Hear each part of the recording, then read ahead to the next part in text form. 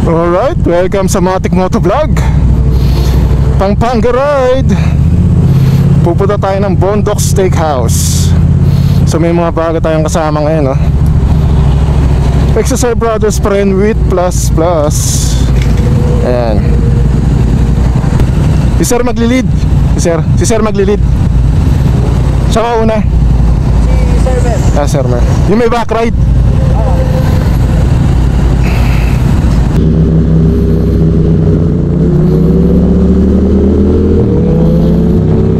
Mukhang chill ride lang talaga to kasi may back ride si Sir eh. Although 900 yung tala niya. So let's see.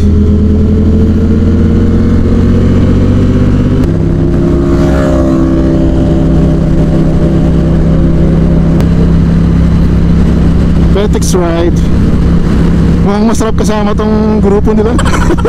Walang hatawan na nangyayari eh.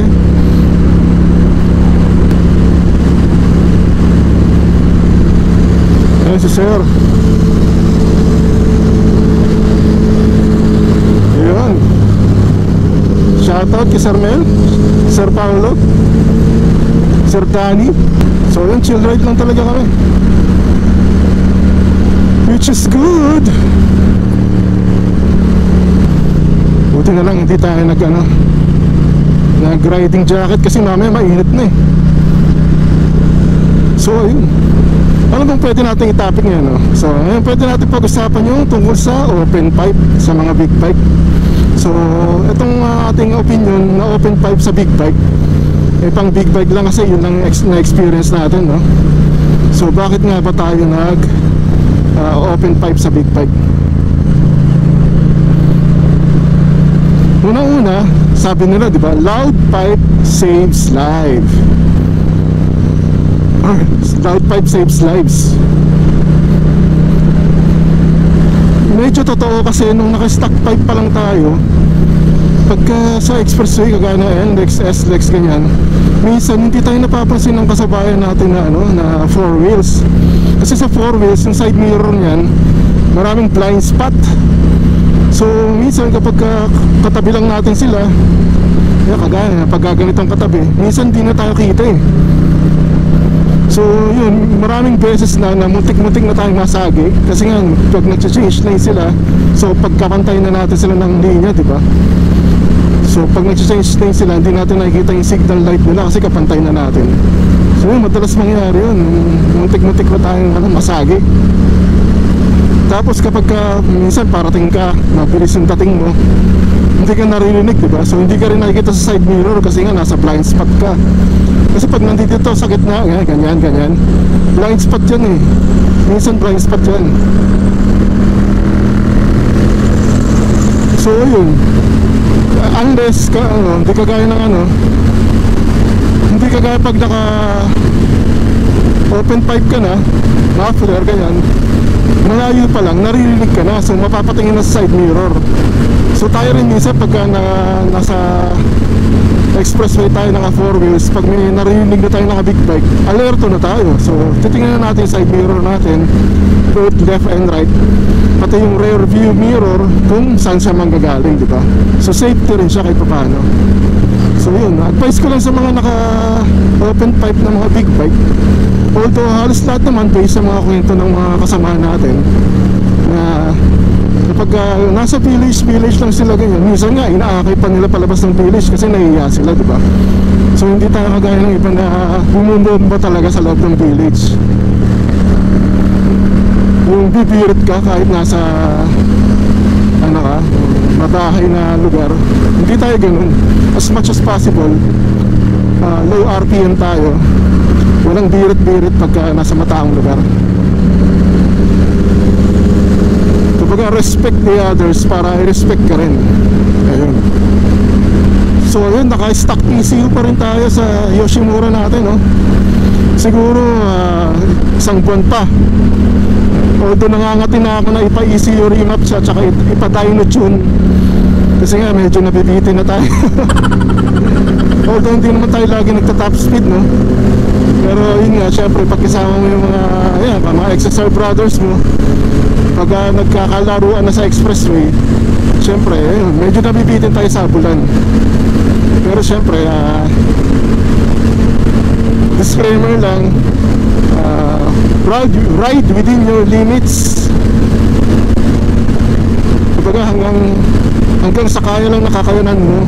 Huwag mong ipipilit, huwag kang pipilit na maghahabol sa mabibilis kung tingin mo hindi ka pa sanay. Kumbaga improve mo pa yung skills mo sa pagra-ride, upskill ka, diba? So tayo rin, natututo rin tayo sa sarili natin base sa riding sea experience natin kada ride. Sigurado may isa o dalawa tayong natututunan lagi. So yun, pinakamarami tayong natutunan last week, diba? Nag-racetrack tayo. So natuto tayo ng tamang banking, tamang paglinya kapag babanking, mga tamang etiquette sa kalsada.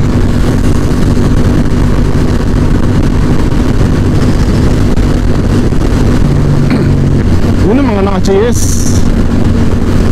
Isa sa mga natin yan, dream bike ang GS. Kasi touring bike yan napaka-komportable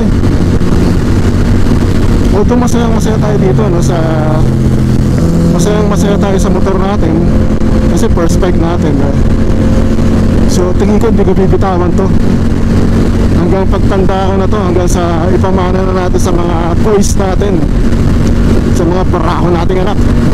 Kasi pangarap ko in the future makasama yung mga anak ko sa pagra-ride, lalo parehas silang lalaki. So ayun, sana dumating tayo sa panahon na yun,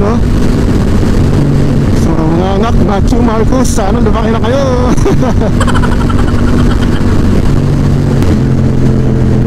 Sana mga anak, makasama ko kayo paglaki nyo sa pagra-ride. Pangarap ko yun. Ayun, so sa mga gustong mag-big bike dyan, huwag nyo nang antayin na tumanda kayo para subukan. Kapag hanggat bata, hanggat kaya nyo, para mas ma-enjoy nyo, hanggat may energy kayo. Kaya na sila. Takbong 80 lang ba sila? Mga sir. Si Paolo.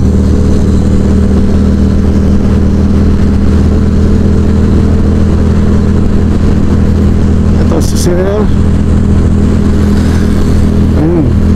Ano yun? Empty. Triple Triumph.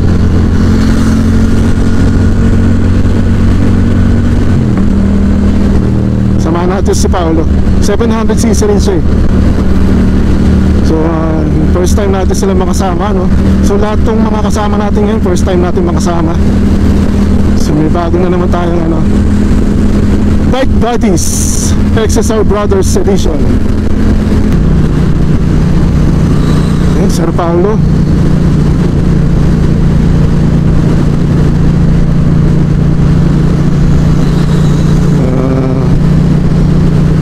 Sir J. Ito, sino ba to? Ito ata si Sir Danny nasa likod.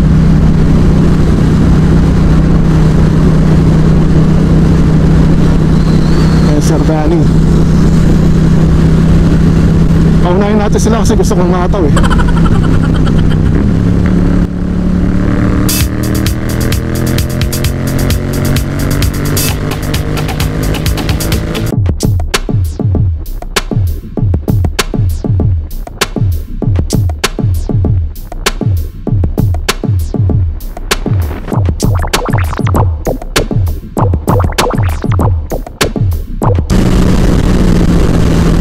Sarap.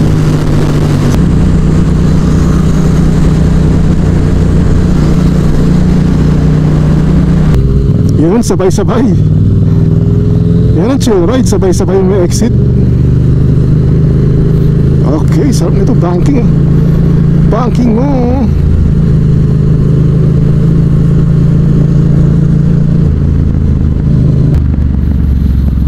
Angeles City.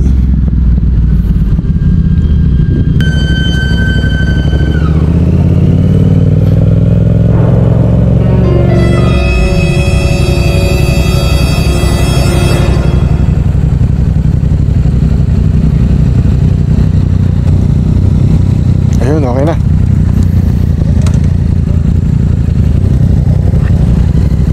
Okay, kuya.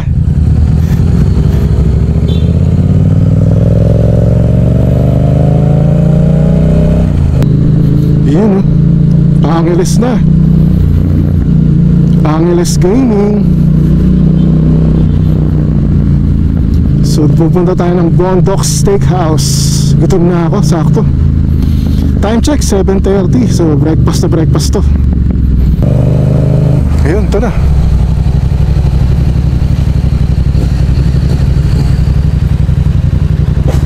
Sayad.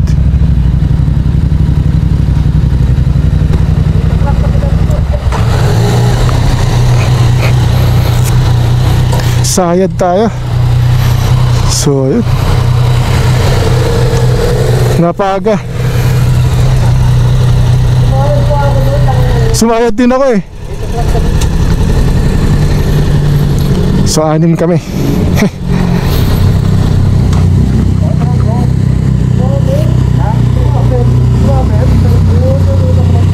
Taas yung humps eh. Super steak, ayan yung kamay ko. Super steak. Kain na. Ayos. Alright, tapos na ang breakfast. Time check 9:11. So ayun, pupunta na kami ng pauwi na kami, pero mag stop over kami sa NLEX. Ayun, solid yung pagkain namin. Hindi ko naubos.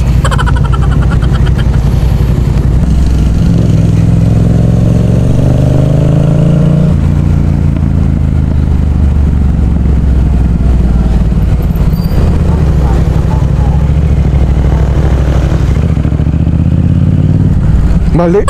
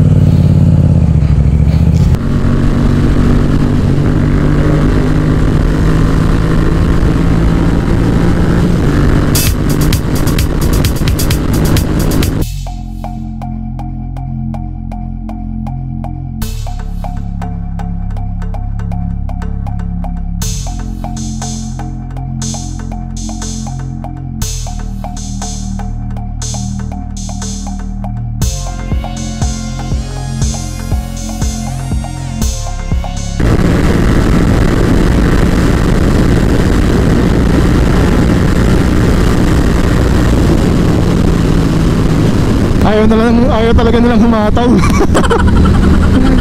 Talagang team chill ride lang sila.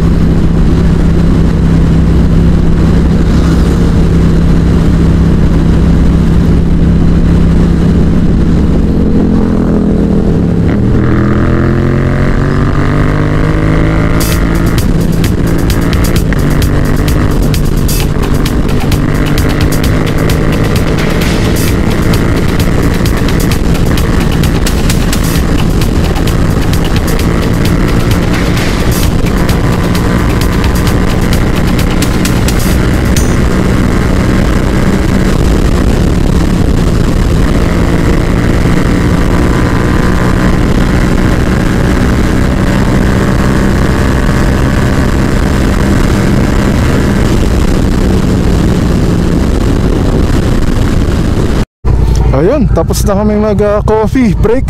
Pauwi na. So shout out kay Sir Paolo,